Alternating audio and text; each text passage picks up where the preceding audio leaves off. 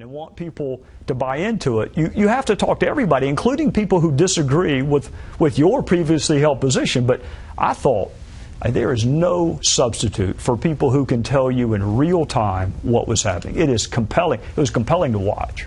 Does it matter to you that in this polarized time, in this polarized country, you've got media that are paying very close attention to what you're doing, very close attention to the story still, and you've got media, I would say most of the legacy media, the establishment media, that's just not. I mean, this first time that we're hearing firsthand experiences from these fellows who wrote 13 Hours, and they got an interview from Brett, and there was a short piece, I think a rather dismissive piece in the New York Times, and everybody else has sort of shrugged their shoulders collectively in the media at the story that these fellows tell. And Cheryl Atkinson's reporting, which whatever the truth ends up being, that's an explosive charge that Raymond Maxwell is making. He basically said he saw the beginning of a cover-up. Yes.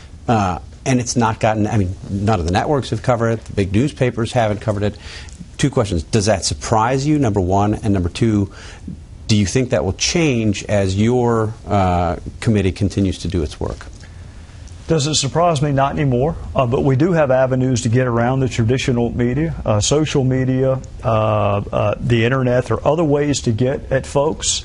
Am I disappointed? Do I think it's going to change? I'm a cynic. I'll make that confession up front. I think the national media is more likely to cover us if our hearing had met their very low expectations for the day. In other words, if I had gotten into a shouting match with Mr. Cummings, which is never going to happen, so I hate to disappoint them, but if it had fed the narrative that they wanted to feed, which is that we're a bunch of crazy Republicans who are obsessed with Benghazi and it's going to be a circus, then they would have covered it. But it didn't meet any of those expectations.